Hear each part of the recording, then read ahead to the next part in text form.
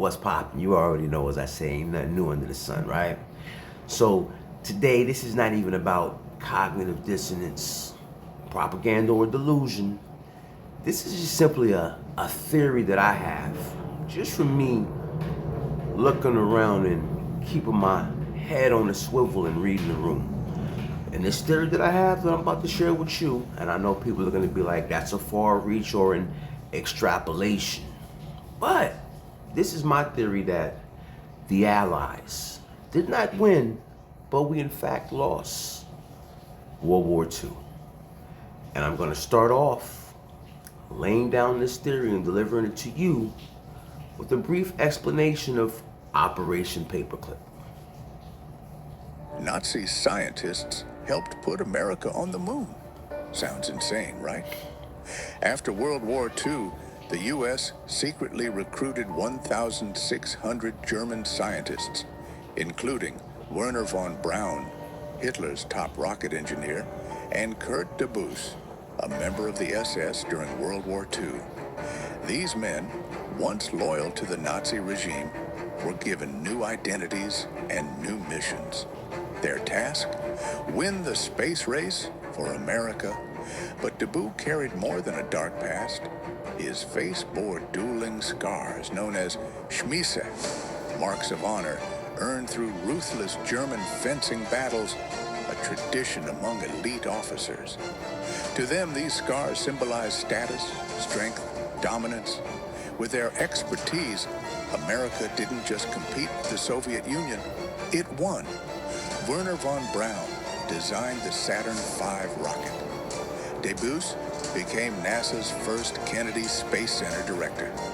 Their work sent Apollo 11 to the moon, forever changing history. But at what cost? Did America trade morality for victory? Like and subscribe for more crazy history shorts like this one. That's one small step for man, one giant leap for mankind. What if I told? Now, for those of you that don't know, after World War II, the United States of America had a operation. It was called Paperclip. Yeah, Operation Paperclip, which they just explained to you, right? Now, I've known about this Operation Paperclip for a few years now, and none of this information is hidden.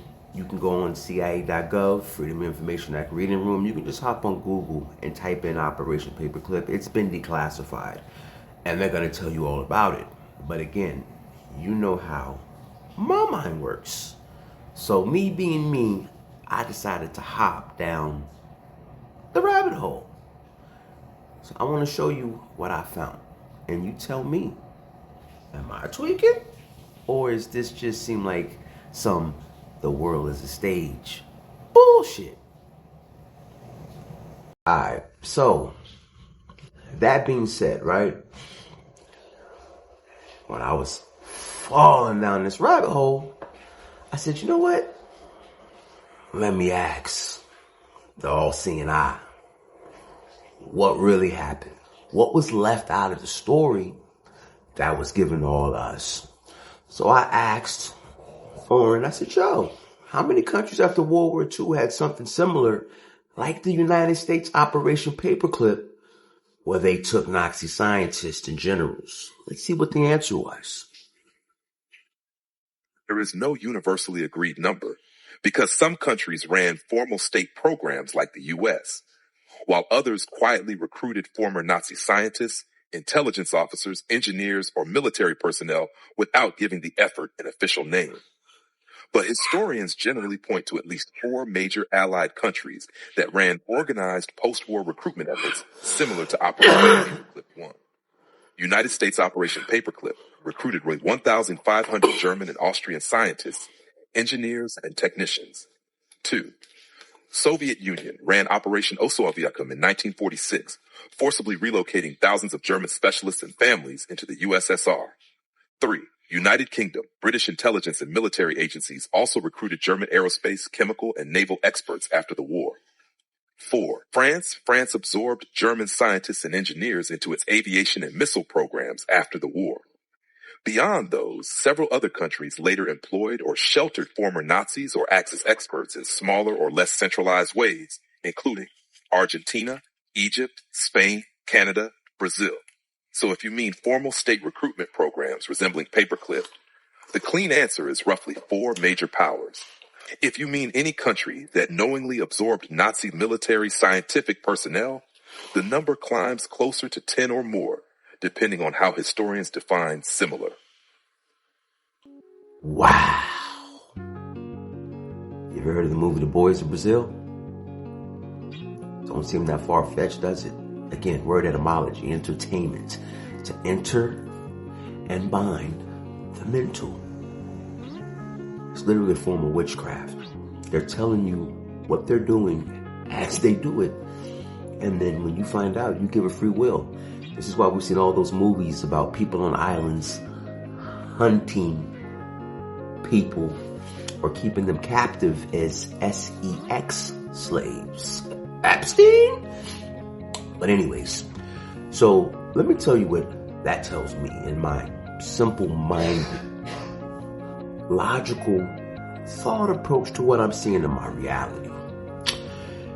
If you're telling me that almost, pardon me, every allied nation took in roughly 1,500 and above Nazi scientists, engineers, and so forth, what they left out is that there were also generals. Yes, generals, military minds that were also incorporated into all of these sovereign nations, governments. Well, I know what I learned in history, and I've learned that kingdoms and civilizations are conquered and absorbed.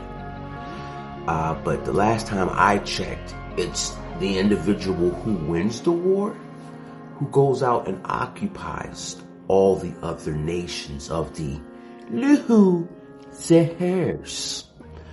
So then how is it that all these Nazi German scientists and generals ended up in all of the sovereign nations? That would make the Third Reich, would make America the fourth. And then if you Ashkenazi, Margaret Sanger, she got a letter from oh boy after she met with the Klan because of her work in eugenics. And you know what's funny? They don't talk about this in history, and I had to ask myself why. And one day I said, hold on a minute, let's fall down a rabbit hole. Where did we learn about all this stuff at? In school, in our textbooks. Well, yeah, now let's talk about those textbooks, right? Now, I know most of us in Western nations, we all had books by the publishing company, probably Macmillan. Well, let's see. Pergamon Press. Who was Pergamon Press? Pergamon Press, an Oxford-based publishing house specialized in scientific, technical, and medical books and journals, founded in 1948 by Robert Maxwell. Robert Maxwell. Who that sounds familiar? The Mossad agent Ghislaine Maxwell's daddy, which was Epstein's bitch. Okay. Wow. Diabolico. Well, let's see what else these motherfuckers earned. Wait, what does that say? Growth. In the 1960s, the company became a global leader in academic publishing, eventually producing over 400 journals and numerous textbooks that shaped higher education. Wait, facing massive debts and other acquisitions like Macmillan Incorporated? Macmillan? The textbook. Okay, so you know what? What exactly does Pergamon mean? Let's see. Key biblical and historical aspects of Pergamum, which is a version of Pergamon. Right? Okay. Satan's throne. Pergamon is Satan's throne. I will turn your churches into the synagogue of Satan. We, us, they, them, Zer, zim, genders of the town, abomination. We are many because we are legion. Nah. Can't be. But yeah, that's my theory on we didn't really win World War II. The world is a stage and we're all being played. Have you ever seen Man in the High Castle? Yeah, they've been telling us for years. We just don't get it. Seems like all the stuff they learned during the eugenics, putting fluoride in the water, because we know who found that, to keep people, the infeminization of men. Yeah, these were all things that were discovered by Van von Braun and company. But I digress, because I'm tweaking.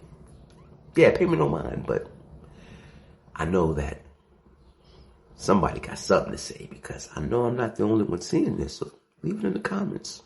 Like, comment, subscribe, share. But please, somebody, prove me a liar. I need to be wrong about this shit, because between the illegals playing in our faces, the synagogue of Satan, who used us to import the illegals playing in our faces, they taught us all this bullshit in school. 6 million, my ass, playing in our faces. Word to Pergamon. Word to APAC. The Southern Poverty Law Center. The NAACP. LULAC. And all the other like-minded institutions that are paid by, or paid for, by the individuals that also owned Macmillan or Pergamon Press. APAC, the Democratic Party, the Triple K, the Neo-Ashka Nazis. Saying the quiet part out loud. I love life and everything in it. But yeah, let's run these numbers up.